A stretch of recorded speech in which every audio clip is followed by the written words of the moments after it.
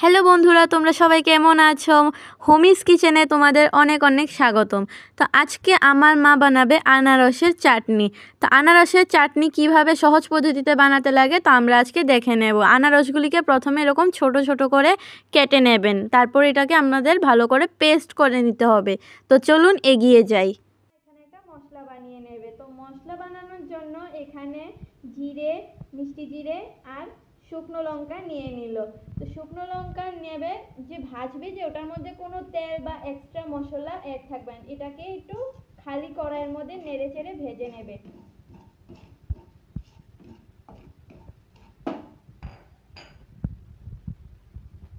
আঁচটাকে একটু বাড়িয়ে দেবেন যাতে তাড়াতাড়ি হয়ে যায়।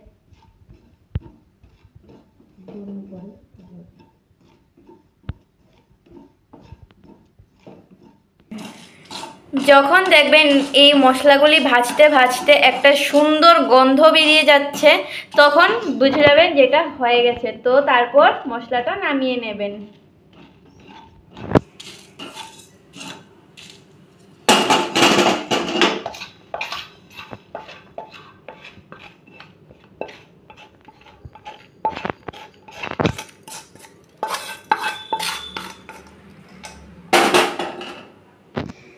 এই মশলাটাকে প্রথমে ভালো করে পাউডারের মতো করে নিতে লাগবে। তো আপনাদের কাছে যদি গ্রাইন্ডার না থাকে তাহলে আপনারা পাটার মধ্যে পিষে একদম পাউডারের মতো করে নেবেন, আর না হলে গ্রাইন্ডারই করে নেবেন।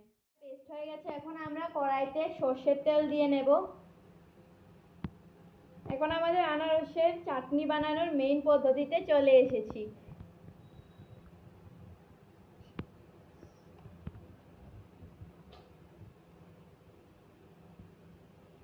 আঁচটাকে মিডিয়ামে রেখে কড়াইটাকে গরম করে নেবেন। প্রথমে কড়াইটাকে গরম করে তারপরে এটার মধ্যে সর্ষের তেল দিয়ে দেবেন।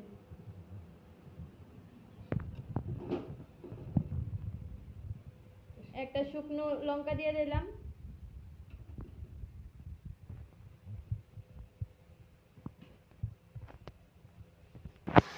এখন একটু জিরে দিয়ে দিলাম।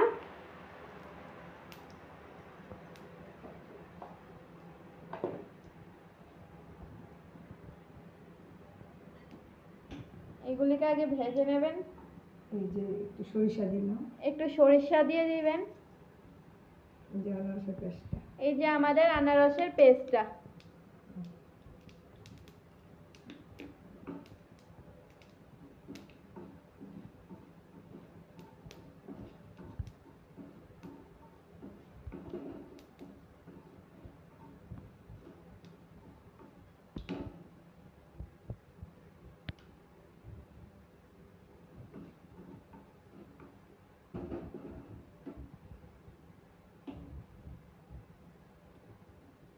আনারসের পেস্টটা ওটা একটু ভাজা হয়ে গেলে পরে ঢেলে দেবেন।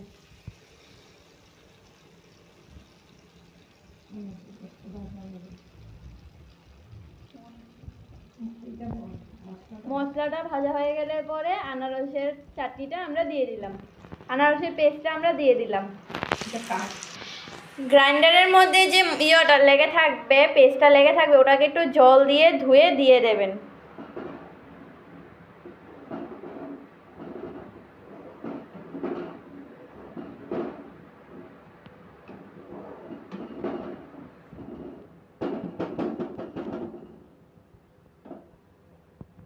আমরা একটু নুন অ্যাড করে নেব। আপনারাও স্বাদ অনুযায়ী নুন অ্যাড করে নেবেন। চিনি বেশি লাগবে না, কারণ আমাদের আনারসটাই অনেক মিষ্টি। যদি আপনাদের আনারসটা বেশি মিষ্টি না হয় তাহলে একটু বেশি পরিমাণে চিনি অ্যাড করে নেবেন।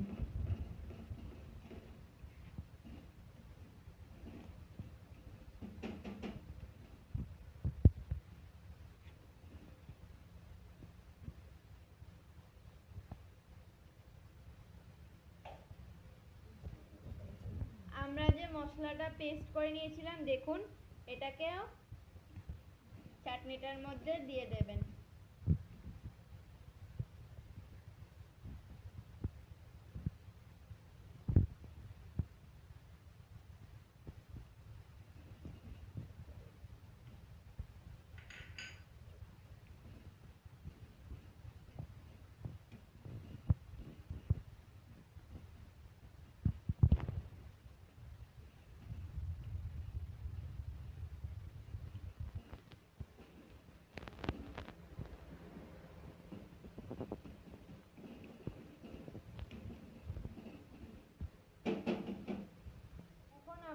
চাটনি হয়ে এসেছে।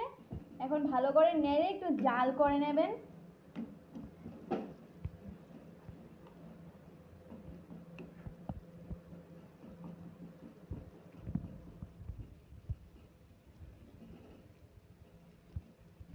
কি সুন্দর গন্ধ বেরিয়েছে বন্ধুরা, তোমরা বাড়িতে যদি ট্রাই না করো তাহলে বুঝতেই পারবে না।